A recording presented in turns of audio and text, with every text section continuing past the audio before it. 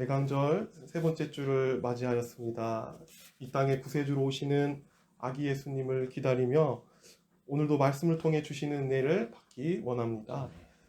오늘은 하나님의 비밀을 맡은 자라는 제목으로 고린도전서 4장 1절에서 5절까지의 말씀을 전하도록 하겠습니다. 여러분들께서는 혹시 살아가시면서 신비로운 일을 경험한 적 있으신가요? 저희는 이 신비라는 단어를 익히 알고 있지만 일상 속에서 이 신비를 경험하는 것은 쉽지 않은 것 같습니다.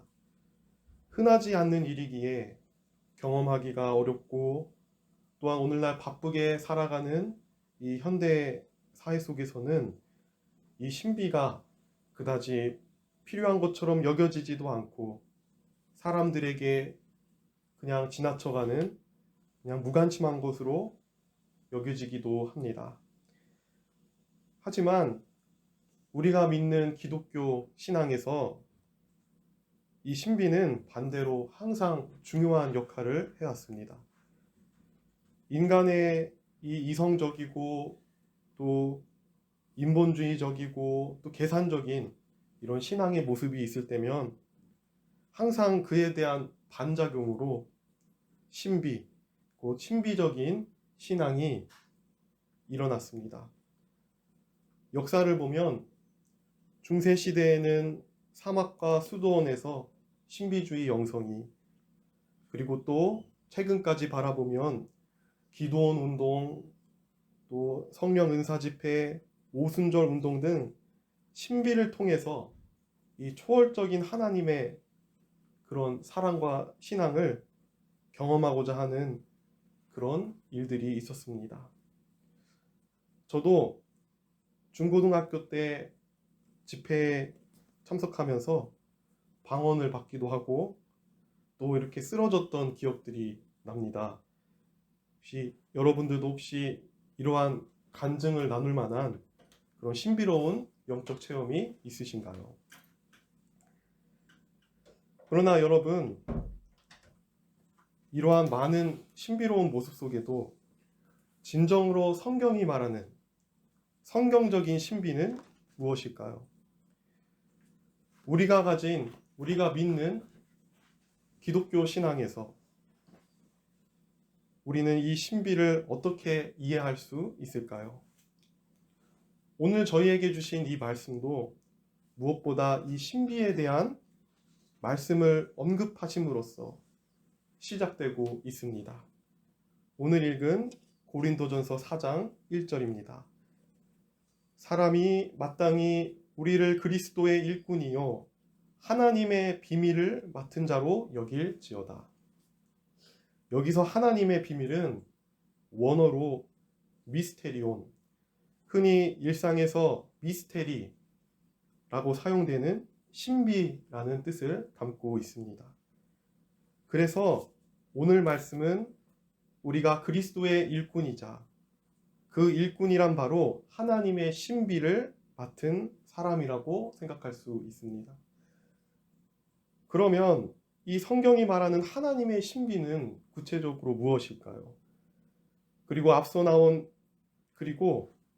그 신비의 뜻은 바로 앞서 나온 그리스도의 일꾼이라는 말로부터 아마도 생각할 수 있습니다.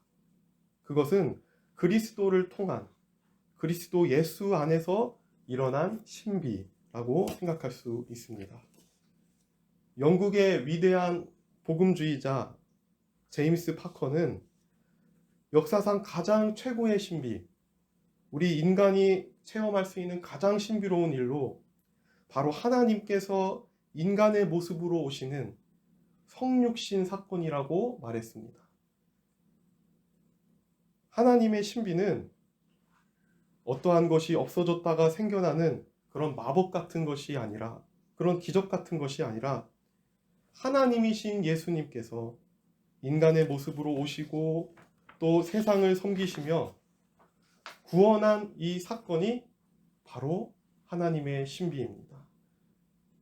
이것이 바로 기독교적인 신비입니다. 그러면 오늘 말씀에 따라 그 하나님의 신비를 맡은 일꾼된 저희들이 반드시 지켜 행해야 할 것들은 무엇일까요? 대강절을 보내면서 하나님의 신비를 맡은 자로서 가져야 할 바람직한 신앙의 모습은 무엇일까요? 이를 위해서 오늘 주신 고린도전서 4장 1절부터 5절의 말씀을 깊이 묵상해 보고자 합니다. 먼저 첫째로 저희는 말씀에 따라 주님을 향하여 몸과 마음을 바치는 충성스러운 일꾼이 되어야 합니다. 오늘 주신 말씀 고린도전서 4장 2절을 읽어드리겠습니다. 그리고 맡은 자들에게 구할 것은 충성이니라. 하나님의 이 비밀, 신비를 알고 믿고 있는 일꾼들에게 첫 번째로 필요한 것은 충성입니다. 저희는 예수님을 통한 이 신비로운 그리고 기쁜 복음을 듣고도 때로는 우리의 이 믿는 대상이 다른 쪽을 향할 때가 많이 있습니다. 이러한 모습은 하나님의 비밀을 맡은 자의 그런 일꾼된 자의 모습이 아닙니다. 예수님께서 이 땅에 오셔서 나를 위해 십자가에서 죽으시고 내 죄를 사하시며 사망에서 생명으로 옮기신 이 놀라운 사건을 듣고도 이 정말 신비로운 사건을 보고도 정작 저희들은 대수롭지 않게 여기기도 하고 또 일상에서 반복되는 생활과 습관에 젖어들어서 이 신비를 더 이상 묵상하지도 놀라워하지도 않습니다. 즉 비밀과도 같이 아주 소중하게 귀하게 여기지도 않고 마치 모두에게 열려있는 시시하고 당연한 것처럼 여길 때도 있습니다. 이러한 모습이 바로 하나님의 비밀을 맡은 충성된 일꾼의 모습이 아닙니다. 여러분, 저와 여러분들의 모습 속에서 혹시 우리 안에 일어난 이 그리스도의 사건, 예수님의 일이 그저 시시하거나 혹시 너무 당연한 것으로 여기고 있진 않은가요? 예수님이 나에게 찾아오신 이 일이 이제 오래된 일이어서 더 이상 감격도 눈물도 없는 정말 무미건조한 일이 되어버린 것은 아닌가요? 저희는 이 대강절을 맞이하여서 먼저 이 복음 앞에 우리의 놀라운 감격과 기쁨, 눈물과 감사를 다시 하나님께 드리는 마음을 회복해야 합니다. 우리의 신비의 대상이신 그리스도께 우리의 눈과 마음이 다시 활짝 열려야만 합니다. 우리 마음에서부터 하나님의 말씀과 이 신비에 대한 충성이 이루어져야 하는 것입니다. 그런데 또한 저희는 단순히 마음만으로 이 모든 것을 담아내는 것이 아닙니다. 우리말 충성에 대한 본뜻은 그 대상에게 몸과 마음을 다 바쳐 행하는 것이기 때문입니다. 우리가 마음속에 예수님을 기뻐하고 감사하는 마음이 있을지라도 우리의 입술이 여전히 주님을 찬송하지 않고 세상의 소식, 자랑거리를 주로 더 이야기하고 또 우리의 손과 발은 주를 위해 사용하는 것이 아니라 오직 나의 생계를 위해 나의 목적과 즐거움을 위해서만 사용하고 있다면 이것 또한 충성의 완전한 모습이 아닙니다. 사랑하는 여러분, 특별히 이 대강절을 보내면서 우리에게 주어진 하루의 시작과 끝, 그 시작과 끝을 주님께 기도와 찬양으로 먼저 올려드리는 모두가 되시길 바랍니다. 내 입에 육의 양식과 세상의 이야깃거리를 채우기 전에 그리고 내 손에 생계를 위한 일터의 도구로 쓰이기 전에 내 입술을 하나님을 향한 기쁨의 찬양으로 내 두 손을 하나님을 향한 감사의 기도로 드리시길 바랍니다. 내 몸과 마음이 함께 이 그리스도 안에 이루어진 하나님의 비밀에 감격하고 사용될 때 그리스도의 충성된 일꾼이 됩니다. 신명기서 6장 4절과 5절을 읽어드리겠습니다. 이스라엘아 들으라. 우리 하나님 여호와는 오직 유일한 여호와이시니 너는 마음을 다하고 뜻을 다하고 힘을 다하여 내 하나님 여호와를 사랑하라. 다음 두 번째로 말씀 가운데 일꾼으로서 저희가 지켜야 할 일은 이 하나님의 신비는 근본적으로 사람이 헤아릴 수 없다는 사실입니다. 그래서 저희는 함부로 이 하나님의 비밀을 판단해서는 안 된다는 말씀입니다.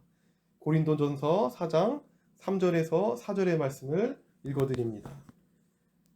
너희에게나 다른 사람에게나 판단받는 것이 내게는 매우 작은 일이라 나도 나를 판단하지 아니하노니 내가 자책할 아무것도 깨닫지 못하나 이로 말미암아 의롭다 함을 얻지 못하노라.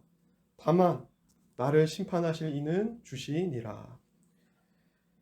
하나님께서는 이 자신의 비밀을 우리 믿는 모든 자들에게 나누어 주셨습니다. 그리고 믿는 사람들 각자는 자신의 믿음과 체험으로 이 하나님의 신비를 고백하고 나누게 됩니다. 그런데 오늘 말씀을 유심히 보면 한 가지 문제가 있었던 것 같습니다. 그것은 사람들이 이 하나님의 비밀을 각자 받아들이고 해석하면서 내 방식이 아니면 다른 사람들은 틀렸다 라고 보는 이 판단이 생겨나게 된 것입니다.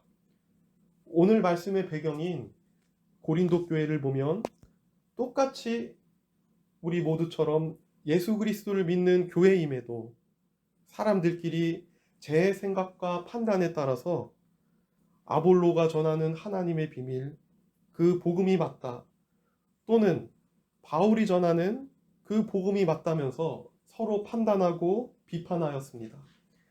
그때 바울은 오늘 말씀에서 판단하는 죄를 짓지 않겠노라 라고 하면서 동시에 판단한다고 해서 그로 말미암아 사람이 의롭다함을 얻을 수 없음을 강조합니다.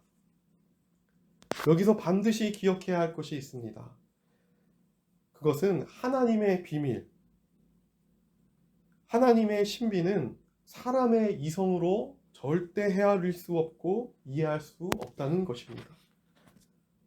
따라서 이 하나님의 비밀을 맡은 일꾼은 그 바람직한 믿음이 바로 두려움과 겸손함으로 살아가는 것입니다. 저희는 우리를 살리시기 위하여 그리스도를 이 땅에 보내시고 십자가에서 죽음 또 부활하시며 다시 이곳 심판자로 오시는 그 하나님의 계획과 말씀을 가볍게 생각해서는 안 됩니다. 우리 인간이 가진 그 얄팍한 지식과 생각으로 하나님의 뜻을 경솔하게 여겨서는 안 됩니다. 또한 우리가 그 그리스도의 은혜를 경험하고 알았다고 해서 그저 신인하고 또 즐거운 것으로만 여겨서도 안 됩니다. 왜냐하면 그 신비의 내용은 구원이 있지만 동시에 심판이 있기 때문입니다. 하나님의 권세와 능력이 있는 두려운 일이기 때문입니다. 그러므로 저희가 이 복음, 하나님의 비밀을 생각할 때에는 기뻐하면서도 동시에 진지하게 임할 자세가 필요합니다. 예수님께서 빛과 진리로 오시는 이 대강절, 우리 주님의 뜻을 가볍게 지나치지 말고 겸손함과 또 두려움으로 준비하시는 모두가 되시길 바랍니다. 더 나아가서 내가 가진 믿음으로 남을 판단하거나 비판하기보다는 겸손함으로 오직 우리의 구원자로 오시는 왕으로 오시는 예수 그리스도만을 높이는 모두가 되시길 바랍니다. 그리고 저희가 다른 사람에게 복음을 전할 때에도 물론 내가 체험한 귀한 고백, 내가 하나님께 받은 간증도 중요하지만 내 모든 믿음의 시작과 끝, 그 주인공은 바로 예수 그리스도이십니다. 이 기쁜 대강절 기간, 오직 이 날의 주인공이신 죄사함과 평화를 위해 오시는 예수 그리스도만을 전하고 외치시는 모두가 되시길 바랍니다. 마태복음 1장 21절을 읽어드리겠습니다. 아들을 낳으리니 이름을 예수라 하라. 이는 그가 자기 백성을 그들의 죄에서 구원할 자이심이라 하니라. 이제 마지막으로 저희가 또한 깨달아야 할 것은 이 하나님의 비밀을 맡은 자로서 충성과 겸손을 지켜 살아가면 또한 이제 우리 주님이 다시 이 땅에 오실 때에 모든 것이 드러나고 상을 받게 된다는 말씀입니다. 고린도전서 4장 5절 읽어드리겠습니다. 그러므로 때가 이르기 전 곧 주께서 오시기까지 아무것도 판단하지 말라.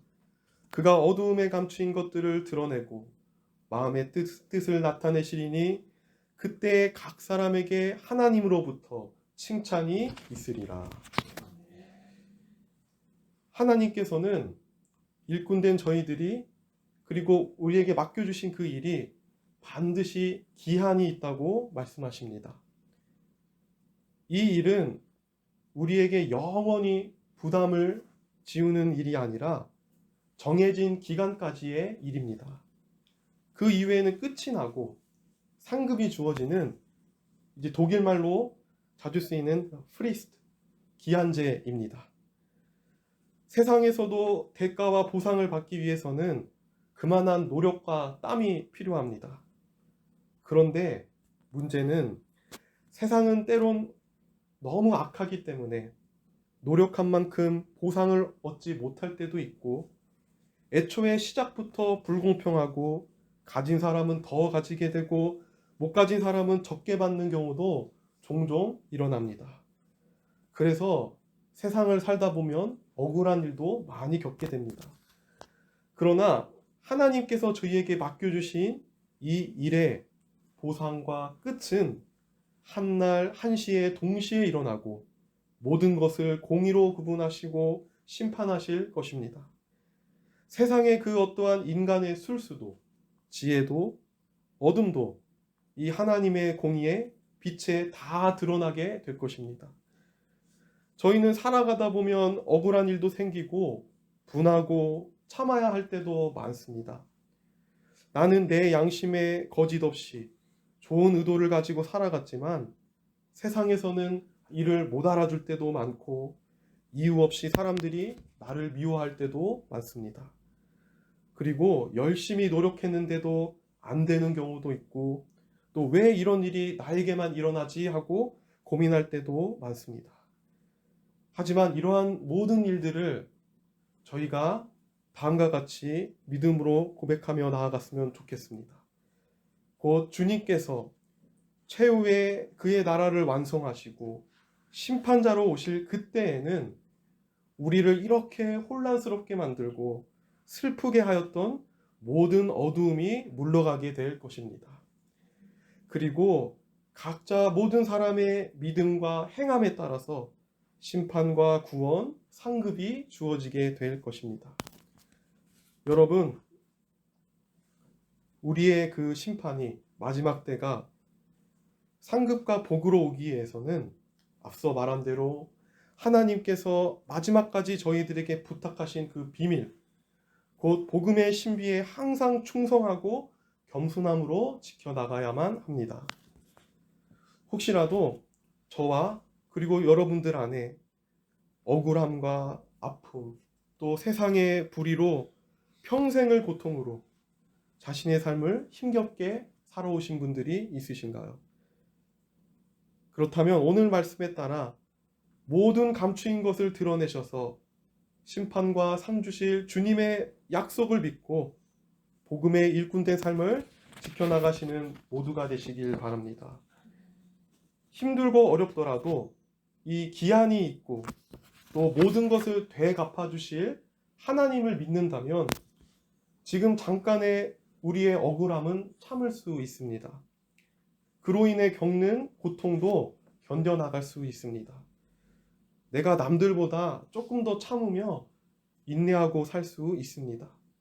왜냐하면 저희는 지나가는 과거의 일이 아니라, 앞의 일이 아니라 영원한 그 뒤에 있는 일을 바라보는 주님의 일꾼들이기 때문입니다. 주님이 오시는 그 끝날에 상과 위로를 바라보시며 우리에게 지금 맡겨진 비밀, 이 보물인 그리스도의 신비를 항상 사모하시고 지켜나가시는 저와 여러분들 모두가 되시길 바랍니다. 아멘. 골로새서 1장 26절과 27절을 읽어드리겠습니다. 이 비밀은 만세와 만대로부터 감추어졌던 것인데 이제는 그의 성도들에게 나타났고 하나님이 그들로 하여금 이 비밀의 영광이 이방인 가운데 얼마나 풍성한지를 알게 하려 하심이라. 이 비밀은 너희 안에 계신 그리스도니 곧 영광의 소망이니라. 이제 말씀을 정리하겠습니다. 이 세상에서 가장 놀랍고 최고의 비밀은 바로 하나님께서 우리를 구원하시고자 이 땅에 오셔서 인간의 모습으로 함께 하신 일입니다. 저희는 이 신비를 맡은 그리스도의 일꾼된 사람들입니다. 먼저 그리스도의 일꾼은 하나님을 향하여 몸과 마음을 다 바쳐 충성하고 하나님을 사랑하는 사람들입니다. 그리고 그 복음을 항상 중요하게 생각하며 두려움과 겸손함으로 살아가는 사람들입니다. 마지막으로 하나님의 이 비밀을 끝까지 지킨 사람들에게는 주님께서 오실 때 모든 것을 갚아주시고 상과 칭찬이 있을 정말 풍성한 기쁨과 위로의 말씀입니다.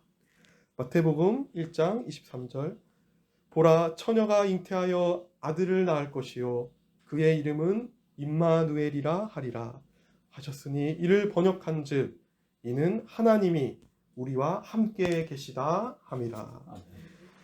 주님의 오시는 이 대림절 기간 동안 그리스도의 일꾼된 자로서 주님을 경배하며 나아가시는 저와 여러분들 모두가 되시기를 간절히 소망합니다. 아멘.